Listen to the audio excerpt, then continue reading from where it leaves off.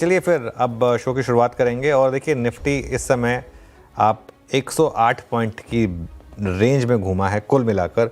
108 point का मतलब होता है आधा परसेंट भी नहीं, एक्चुअली 0.4%। उस तरीके की रेंज में आप आज घूमे हैं मार्केट में। और बैंक निफ्टी का भी अमूमन यही हाल है अगर आप देखें। हालांकि एक चीज़ ज़रूर कहूँगा कि दोनों इंडेक्स ने रिस्पेक्ट किया है लोअर एंड्स को, बाय जोन को। निफ्टी ने तो खास तौर से वो 26,175 की बात हुई थी, 26,172 से ही घुमा। हालांकि 280 तक जाने के बाद टिक नहीं पाया, ये बात भी ज़रूरी है। शायद 26,300 के ऊपर निकलने की मार्केट वेट कर रहा है, उसके ऊपर एक बड़ी तेज़ी की पॉसिबिलिटी रहेगी। लेकिन ऑल सेड एंड डन ये हफ्ता बाज़ार के लिए बढ़िया रहा है, कोई कंप्लेन नहीं है। और इस हफ्ते का नाम लिखा जाएगा last week of November for making new all time high. और एक चीज़ है, 2025 पूरा हमने बिताया without all time high, finally जाते जाते ऑल टाइम हाई के दीदार हो गए, ये अच्छी बात है। और अगले हफ्ते ऑब्वियसली मार्केट के लिए काफ़ी इंपॉर्टेंट क्यूज़ हैं, जैसे हम सुबह भी डिस्कस कर रहे थे, कुछ और डिस्कस भी करेंगे डिटेल में, लेकिन क्यूज़ काफ़ी है मार्केट के पास। Shreya, good afternoon. Good afternoon. Market के पास नेक्स्ट वीक के लिए क्यूज़ है। आज थोड़ा सुस्ताया मार्केट, लेकिन जैसा कि आपने मेंशन किया, बड़ा काम किया है इस हफ्ते, लाइफ टाइम हाई टच किया है निफ्टी ने। लेकिन गौर करेंगे आप, कल भी मैंने सवाल किया था मिड और स्मॉल को लेकर, आज वहाँ पे थोड़ी सुस्ती ज़्यादा है कंपैरेटिवली इंडिसेस से। क्या मार्केट पे अब अप्रोच नेक्स्ट वीक में भी इम्पॉर्टेंट इवेंट्स हैं, पॉजिटिव रहना चाहिए फिलहाल मार्केट में? पॉजिटिव तो वैसे भी हमेशा रहना चाहिए, लेकिन मार्केट में तो अभी इस समय पॉजिटिव ही रहना है वैसे श्रेया। लेकिन देखिए, बने रहें मार्केट में जब तक मार्केट ना निकाले। मार्केट कब निकालेगा? जब आपका ट्रेलिंग स्टॉप लॉस हिट हो जाएगा। ट्रेलिंग स्टॉप लॉस कब हिट होगा? जब आप 26,000 के नीचे आ जाएंगे। जब तक वो ना हो तब तक बने रहें और हर गिरावट में पोजीशन ऐड करें। आज जो जीडीपी के नंबर्स आएंगे वो काफ़ी इंपॉर्टेंट होंगे, क्योंकि जैसे हम सुबह भी डिस्कस कर रहे थे, एक रीअफर्मेशन मिल जाएगा उससे कि जीएसटी कट का जो बेनिफिट था वो कितना मिला, कितना नहीं मिला। इसके बाद आप ध्यान रखिएगा, जब हम मंडे मॉर्निंग को आएंगे तब हम ऑटो सेल्स उसके भी आंकड़े देख रहे होंगे। वो बहुत क्रूशियल आंकड़ा होगा। मैं लिखना भूल गया इसको ग्राफिक्स में, लेकिन कुछ देर में इसको डिटेल में डिस्कस करेंगे हम। तो ऑटो सेल्स के आंकड़े होंगे। आरबीआई की ऑल इम्पॉर्टेंट एमपीसी की बैठक होनी है, जिसमें मोस्ट लाइकली, हालांकि अभी कहना टफ है, लेकिन एक एक्सपेक्टेशन मार्केट लेके चलेगा कि शायद एक और 25 बेसिस पॉइंट का रेट कट का तोहफा गवर्नर साहब देने वाले हैं यहाँ पर। इसीलिए बैंक निफ्टी अगर आप देखें अभी भी सबसे स्ट्रांग है। पूरे दिन बैंक निफ्टी ग्रीन में ही रहा है, भले ही बहुत ज़्यादा नहीं, लेकिन रहा ग्रीन में ही है। निफ्टी की जहाँ तक बात है, निफ्टी पर सपोर्ट रहेगा 26,075 से 26,125, जो आज सुबह भी हमने मेंशन किया था। सुबह भी हमारे यही बाय जोन था श्रेया। और रेजिस्टेंस रहेगी करीब 26,300 से 26,350। आज ऑब्वियसली अब तक तो हम उस लेवल पर नहीं जा पाए हैं। बैंक निफ्टी की जहाँ तक बात है, बैंक निफ्टी में भी मेरा व्यू यही रहेगा कि यहाँ पर अभी आप बने रहें 60,000 के ऊपर। एक बार 60,000 निकले उसके बाद रिविजिट करेंगे, लेकिन अभी और ऊपर के बहुत बड़े टारगेट बाकी हैं। अब 59,500 का एक नया आपका ट्रेलिंग स्टॉप लॉस होगा आज के लो के जस्ट 100 पॉइंट नीचे। Very good afternoon. Stock specific action क्या रहा आज? अनुज, गुड आफ्टरनून। अनुज, मैं एक चीज़ को देख रहा था बहुत बारीकी से। निफ्टी हेल्थ केयर, मतलब Nifty at all time high, कौन कौन से सेक्टोरल इंडिसेस हैं? Nifty health care index is about to cross a multi month multi year range. 21 अक्टूबर 2024 से लेकर अब तक की पूरी चैनल को बाइसेक्ट करने का जो अटेम्प्ट ले रहा है इंडेक्स, वो है Nifty health care. And same is the case with Nifty pharma. Nifty pharma 21 जनवरी यानी मोटा मोटी CY25 के सबसे हाईएस्ट क्लस्टर पर। जब मैं इंडेक्स देख रहा था स्टॉक्स पिक करने से पहले, मेरे को ये नजर आया, तो इसीलिए मैंने पिक किया है एक स्ट्रॉन्ग और एक रिवर्सल कैंडिडेट।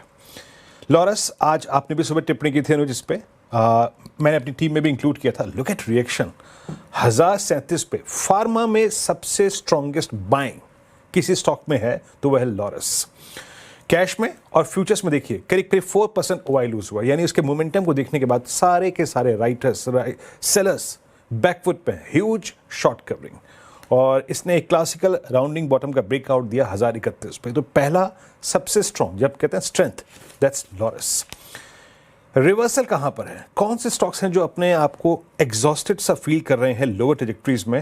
That's Syngene. मैं पिक करूंगा सिंजिन को। 647 पे ट्रेड कर रहा है। एक बार एक्टर साहब इसका ओआई रखिएगा।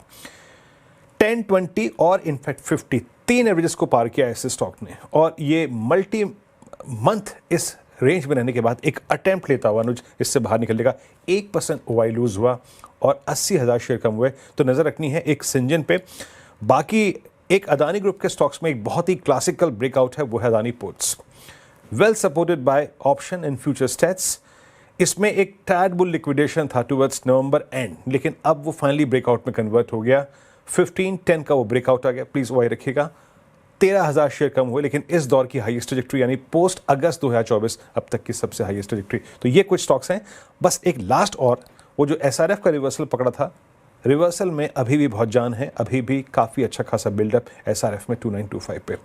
अनुज, एक बात मैं वही पूछ रहा था, मैं भी जब बैठा ये सोचने के लिए, देखने के लिए और क्या चीज़ है जो बाजार की इस तेज़ी में अपना कंट्रीब्यूशन पुरजोर तरीके से देने को राजी है।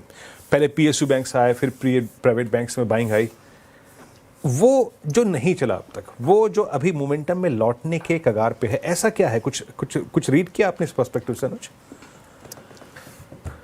देखिए फिर मार्केट में ना इस समय दिक्कत ये हो गई है कि आज मार्केट का मूड माहौल इतना ऑफ है कि थोड़ा सा कुछ भी ट्रेंड पिक करना मेरे लिए बहुत टफ हो रहा है। लेकिन मैं सच बताऊं तो अभी भी इस मार्केट में ट्रेंड वही हैं, और आज भी मैं यही कहूँगा आपको कि पीएसयू बैंक्स हर गिरावट में ऐड करें, मेटल्स हर गिरावट में ऐड करें, और अगर आप चाहें तो सेलेक्ट एनबीएफसीज वो हर गिरावट में ऐड करें। स्पेसिफिकली अगर आप पीएसयू बैंक्स की बात करें, मेरे ख्याल से ये एक पॉकेट है। आज भी आई थिंक हमने सुबह कैनरा बैंक की बात की थी। ये रेट कट पूरी तरीके से प्राइस इन करके मुझे लग रहा है कि पॉलिसी में जाने वाला है। इनफैक्ट अगर आप निफ्टी पीएसयू बैंक देखें, अब बैंक निफ्टी है एफ&ओ में, लेकिन निफ्टी पीएसयू बैंक नहीं है अलग से, तो इसके लिए इसमें आपको ईटीएफ अप्रोच ही लगानी पड़ेगी यहाँ पर। लेकिन ये आई थिंक सबसे स्ट्रांग इंडेक्स है।